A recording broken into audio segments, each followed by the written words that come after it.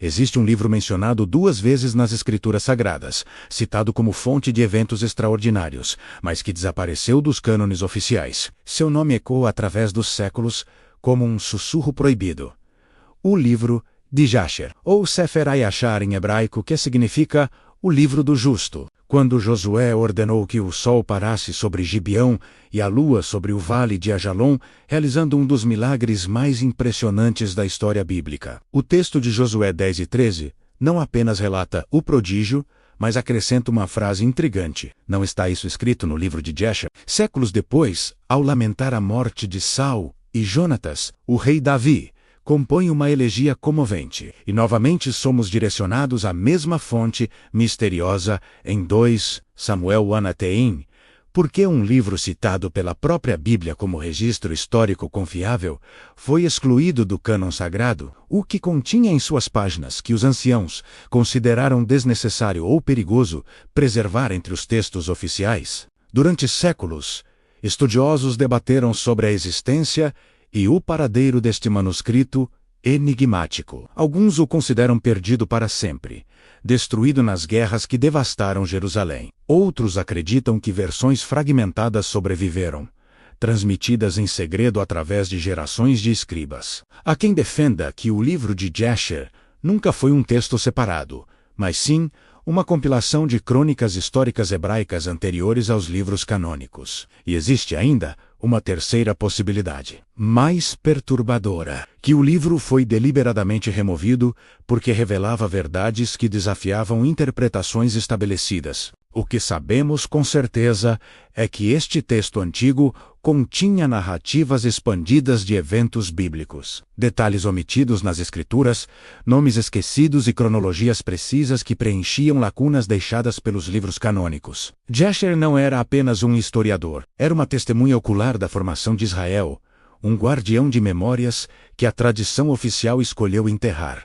Agora, milhares de anos depois, fragmentos ressurgem das sombras, trazendo à luz histórias que foram silenciadas. Prepare-se para descobrir o que os antigos não quiseram que você soubesse. Para compreender o livro de Jasher, precisamos viajar no tempo até o período dos juízes e do início da monarquia israelita. Por volta do século X código nesta época, antes da canonização formal das Escrituras, o povo hebreu preservava sua história através de múltiplas fontes documentais. Os escribas da corte real mantinham crônicas detalhadas dos acontecimentos, registrando não apenas eventos políticos e militares, mas também genealogias, poemas épicos e relatos de intervenções divinas. O livro de Jasher era provavelmente uma dessas crônicas oficiais do reino, uma espécie de arquivo nacional que documentava a história de Israel desde os patriarcas até os primeiros reis. O nome Jasher ou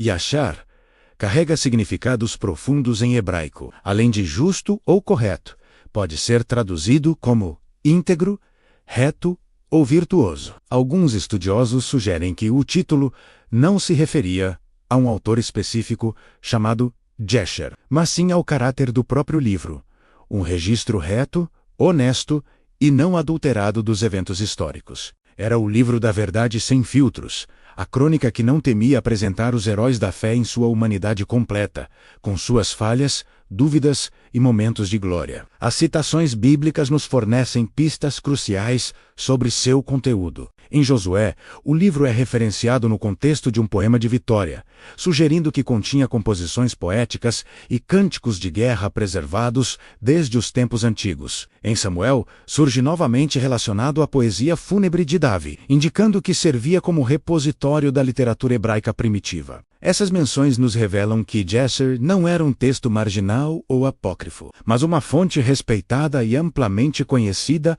nos círculos literários e religiosos de Israel. No entanto, após o exílio babilônico no século VI-A, quando os textos sagrados foram reorganizados e canonizados pelos escribas de Esdras, o livro de Jasher desapareceu do inventário oficial. Alguns historiadores argumentam que o livro se perdeu durante a destruição de Jerusalém em 586. Assim, quando os babilônios incendiaram o templo e saquearam os arquivos reais. Outros propõem que durante o processo de canonização, os líderes religiosos optaram por incluir apenas textos considerados divinamente inspirados, excluindo crônicas históricas, mesmo que precisas e valiosas. Mas há uma teoria mais provocativa. O livro de Jasher continha narrativas que expandiam ou contradiziam sutilmente as versões condensadas que se tornaram canônicas. O verdadeiro mistério do livro de Jasher não reside apenas em seu desaparecimento, mas no que suas páginas perdidas revelavam sobre a natureza da história sagrada, versões que circularam ao longo dos séculos, embora contestadas quanto à autenticidade, oferecem vislumbres perturbadores de narrativas expandidas que desafiam nossa compreensão convencional dos eventos bíblicos. Estas versões apresentam detalhes ausentes nas escrituras canônicas, conversas completas entre personagens, motivações psicológicas profundas, contextos culturais ricos e, mais significativamente, cronologias precisas que conectam eventos aparentemente desconexos. Uma das revelações mais impactantes atribuídas ao livro de Jasher diz respeito aos dias anteriores ao dilúvio, enquanto Gênesis oferece um relato condensado da corrupção humana que provocou o juízo divino. Jasher supostamente detalhava a natureza exata dessa corrupção. Não apenas violência e imoralidade, mas uma civilização tecnologicamente avançada, que havia se voltado contra os princípios divinos, usando o conhecimento para oprimir os fracos e desafiar o próprio Criador. Os gigantes ou Néfilim mencionados brevemente em Gênesis ganham identidade e história completas em Jasher, apresentados como híbridos resultantes de transgressões cósmicas que ameaçavam corromper irreversivelmente a linhagem humana. Outro segredo perturbador envolve o episódio do sol parando para Josué.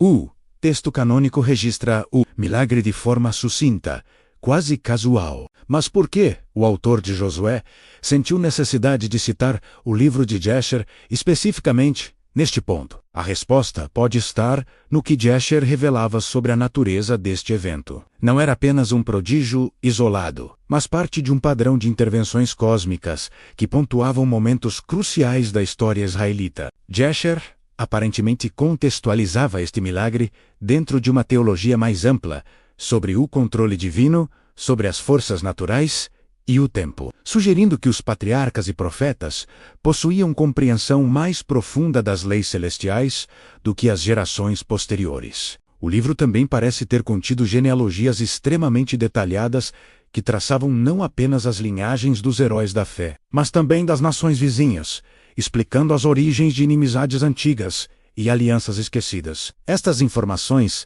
teriam sido inestimáveis para compreender a geopolítica do Oriente Médio Antigo. Para os antigos hebreus, a preservação da memória não era meramente um exercício acadêmico, mas um ato sagrado de fidelidade à aliança com o Eterno. A cultura israelita se fundamentava na transmissão oral e escrita de histórias que definiam identidade, propósito e destino nacional. Dentro deste contexto, o livro de Jasher ocupava posição singular. Era a ponte entre a experiência vivida e a narrativa teológica. O registro, que humanizava os gigantes espirituais sem diminuir sua grandeza. Os sábios hebreus compreendiam que verdade e inspiração divina não eram mutuamente exclusivas da complexidade humana. A tradição rabínica posterior, mesmo sem acesso ao texto completo de Jasher, preservou memórias sobre sua importância. O Talmud e os Midrashim fazem referências indiretas a crônicas dos justos que continham sabedoria perdida dos antepassados. Alguns rabinos sugeriam que Jasher fazia parte de uma categoria especial de escritos chamados Sifrei Amelé, os livros dos reis, arquivos oficiais que documentavam não apenas reinados, mas toda a trajetória do povo desde Abraão. Estes textos eram consultados por profetas, sacerdotes e escribas como fontes históricas confiáveis, mesmo que não fossem considerados Torá no sentido estrito. A mentalidade hebraica antiga não separava história de teologia como fazemos hoje. Para eles, cada evento histórico carregava significado transcendente, e cada intervenção divina ocorria dentro de contextos históricos reais e verificáveis. O livro de Jasher representava esta integração perfeita. Era história escrita com reverência, crônica documentada com fé. Não competia com os livros proféticos ou com a Torá, mas os complementava, oferecendo o como e o quando para acompanhar o porquê teológico das escrituras inspiradas. Os festivais e liturgias hebraicas frequentemente incorporavam poemas e cânticos atribuídos a Jesher. A lamentação de Davi por Saul e Jonatas, conhecida como o Cântico do Arco, tornou-se parte da memória coletiva israelita, precisamente porque Jesher a preservara. Isso revela algo profundo sobre a função do livro. Era o repositório da expressão emocional autêntica dos heróis da fé, seus momentos de vulnerabilidade, dor, alegria e dúvida. Enquanto os textos canônicos focavam na mensagem divina e nos princípios eternos, Jesher guardava as lágrimas, os risos e os gritos de guerra dos que viveram essas experiências. O que um livro perdido há milênios pode ensinar ao ser humano contemporâneo, imerso em tecnologia digital e ceticismo pós-moderno? A resposta reside não no conteúdo específico de Jesher, mas no que sua existência e desaparecimento revelam sobre nossa relação com a verdade, a memória e o sagrado. Vivemos numa era de informação abundante, mas paradoxalmente experimentamos amnésia cultural profunda. Descartamos rapidamente o passado em favor do novo, esquecendo que toda sabedoria genuína é construída sobre fundações antigas. O livro de Jesher nos convida a recuperar o respeito pela memória preservada e pela história contextualizada. A primeira lição que Jesher oferece ao mundo moderno é sobre a importância da narrativa completa. Assim como o livro aparentemente preenchia lacunas e oferecia contexto aos eventos bíblicos condensados, nossas próprias vidas ganham significado quando compreendemos a história completa por trás de nossas circunstâncias. Quantas vezes julgamos situações e pessoas baseando-nas apenas em fragmentos de informação? Jesher nos ensina que sempre há mais profundidade, mais nuances, mais humanidade nas histórias do que as versões resumidas revelam. Aplicar este princípio significa buscar compreensão antes de julgamento, contexto antes de conclusão. A segunda sabedoria diz respeito à integração entre fé e razão, espiritualidade e história. O livro de Jesher não via contradição entre ser um documento histórico preciso e reconhecer a mão divina